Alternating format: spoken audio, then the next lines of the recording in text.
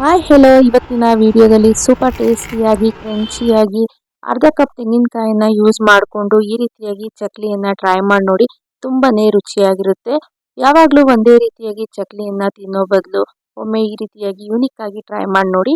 ಬನ್ನಿ ನೋಡೋಣ ಹೇಗೆ ಮಾಡಬೇಕು ಏನು ಅಂತ. ಮೊದಲಿಗೆ ಒಂದು ಕಡಾಯಿಯಲ್ಲಿ ಅರ್ಧ ಕಪ್ನಷ್ಟು ಉದ್ದಿನ ಕಾಳು ಅಥವಾ ಉದ್ದಿನ ಬೇಳೆಯನ್ನು ಹಾಕೊಳ್ತಾ ಇದ್ದೀನಿ. ಇದನ್ನ ಚೆನ್ನಾಗಿ ಡ್ರೈ ರೋಸ್ಟ್ ಮಾಡ್ಕೋಬೇಕಾಗುತ್ತೆ. ಆದಷ್ಟು ಉರಿಯನ್ನು ಮೀಡಿಯಂ ಫ್ಲೇಮಲ್ಲಿ ಇಟ್ಕೊಳ್ಳಿ. ಈ ರೀತಿಯಾಗಿ ಇದು ಕಲರ್ ಚೇಂಜ್ ಆಗಬೇಕು.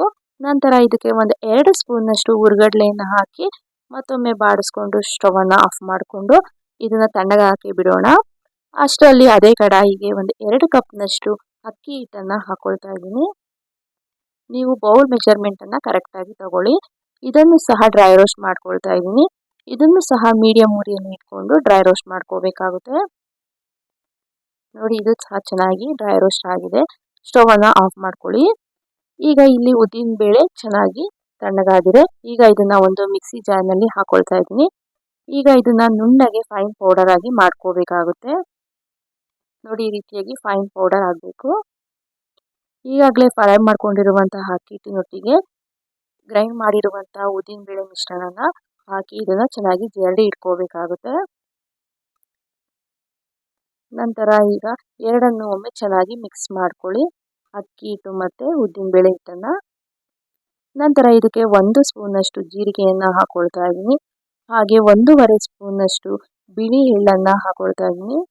ನಂತರ ರುಚಿಗೆ ತಕ್ಕಷ್ಟು ಉಪ್ಪನ್ನು ಹಾಕೊಳ್ತಾ ಇದ್ದೀನಿ. ಹಾಗೆ 1/4 ಸ್ಪೂನಷ್ಟು ಇಂಗನ್ನು ಹಾಕೊಳ್ತಾ ಇದ್ದೀನಿ. ಈಗ ಎಲ್ಲವನ್ನು ಹಾಕಿ ಒಮ್ಮೆ ಚೆನ್ನಾಗಿ ಮಿಕ್ಸ್ ಮಾಡ್ಕೊಳ್ಳಿ. ನಂತರ ಇದಕ್ಕೆ ಒಂದು 2ರಿಂದ 3 ಸ್ಪೂನಷ್ಟು ಬೆಣ್ಣೆಯನ್ನು ಚೆನ್ನಾಗಿ ಕಾಯಿಸಿ ಹಾಕೊಳ್ತಾ ಇದ್ದೀನಿ.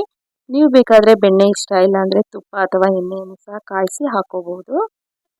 ಈಗ ಬೆಣ್ಣೆಯನ್ನು ಹಾಕಿದ ಮೇಲೆ ಬಿಸಿ ಇರೋದ್ರಿಂದ ಸ್ಪೂನಲ್ಲಿ ಚೆನ್ನಾಗಿ ಮಿಕ್ಸ್ ಮಾಡಿಕೊಂಡು ನಂತರ ಕೈಯಿಂದ ಚೆನ್ನಾಗಿ ಒಮ್ಮೆ ಮಿಕ್ಸ್ ಕೊಟ್ಕೊಳ್ತಾ ಇದ್ದೀನಿ. ಈಗ ಇದನ್ನು ಕೈಯಲ್ಲಿ ಹೋಲ್ಡ್ ಮಾಡಿದ್ರೆ ಈ ರೀತಿಯಾಗಿ ಶೇಪ್ ಬರಬೇಕು.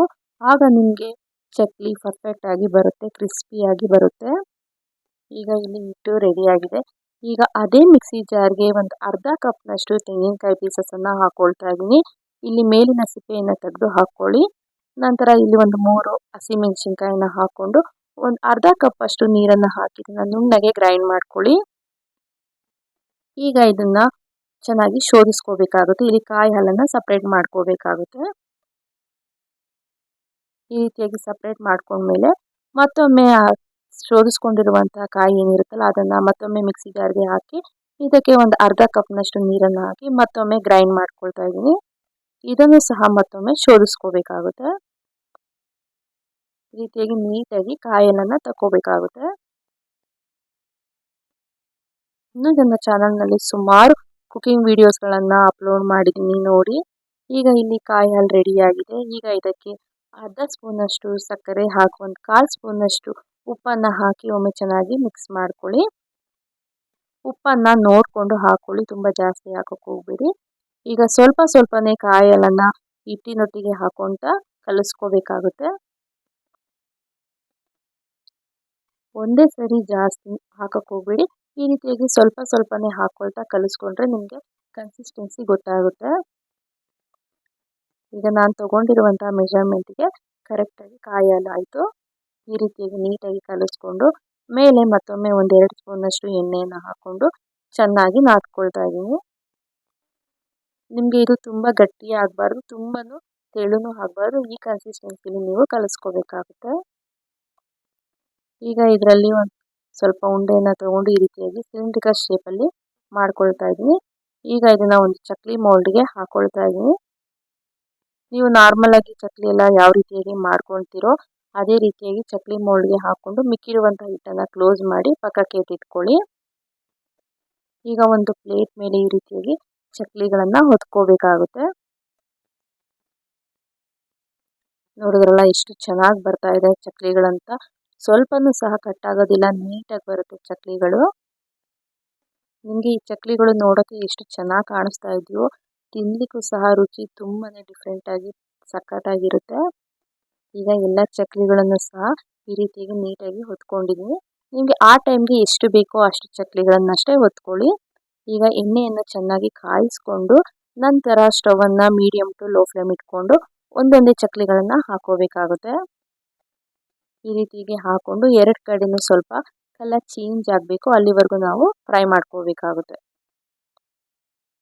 ಇನ್ನು ನನ್ನ ಚಾನಲ್ನಲ್ಲಿ ಸುಮಾರು ಲಾಗ್ಸ್ಗಳನ್ನು ಸಹ ಅಪ್ಲೋಡ್ ಮಾಡಿದ್ದೀನಿ. ಅವುಗಳನ್ನು ಸಹ ನೋಡಿ ಹೇಗಿದೆ ಕಮೆಂಟ್ ಮೂಲಕ ತಿಳಿಸಿ.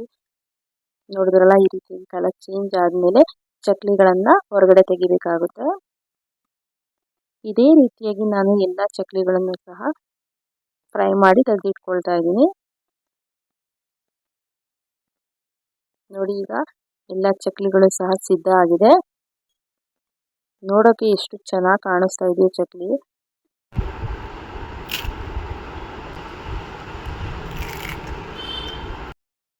ಕೇಳಿಸ್ಕೊಂಡ್ರಲ್ಲ ಎಷ್ಟು ಕ್ರಿಸ್ಪಿಯಾಗಿ ಬಂದಿದೆ ಅಂತ. ಟೇಸ್ಟ್ ಮಾತ್ರ ತುಂಬ ಅಂದರೆ ತುಂಬಾ ಚೆನ್ನಾಗಿತ್ತು. ನೀವು ಸಹ ಖಂಡಿತವಾಗಿ ಈ ಚಕ್ಲಿ ರೆಸಿಪಿಯನ್ನು ಟ್ರೈ ಮಾಡಿ ನೋಡಿ. ಹಾಗೆ ನಿಮ್ಮ ಫ್ರೆಂಡ್ಸ್ ಮತ್ತು ಫ್ಯಾಮಿಲಿ ಮೆಂಬರ್ಸ್ ಒಂದಿಗೂ ಸಹ ಈ ವಿಡಿಯೋನ ಶೇರ್ ಮಾಡಿ. ಮತ್ತು ನಿಮಗೆ ಹೇಗೆ ಬಂತು ಮನೆಯಲ್ಲಿ ಚಕ್ಲಿ ಅಂತ ನನಗೆ ಕಮೆಂಟ್ ಮೂಲಕ ತಿಳಿಸಿ. ಇದೇ ರೀತಿಯಾಗಿ ನನ್ನ ಚಾನಲ್ನಲ್ಲಿ ಸುಮಾರು ಸ್ನ್ಯಾಕ್ಸ್ ರೆಸಿಪೀಸ್ ಆಗಿರ್ಬೋದು, ಚಕ್ಲಿ ನಿಪ್ಪಟ್ಟು ರೆಸಿಪೀಸ್ಗಳಾಗಿರ್ಬೋದು ಅಪ್ಲೋಡ್ ಮಾಡಿದ್ದೀನಿ. ಅವುಗಳನ್ನು ಸಹ ಒಮ್ಮೆ ಟ್ರೈ ಮಾಡಿ ನೋಡಿ. ಹೇಗೆ ಬಂತು ಅಂತ ನನಗೆ ಕಮೆಂಟ್ ಮೂಲಕ ತಿಳಿಸಿ. ಹೀಗೆ ನನ್ನ ಚಾನಲ್ನಲ್ಲಿರುವಂಥ ಎಲ್ಲ ವಿಡಿಯೋಗಳನ್ನು ಪೂರ್ತಿಯಾಗಿ ನೋಡಿ ನಮಗೆ ಸಪೋರ್ಟ್ ಮಾಡಿ. Thank you so much and bye.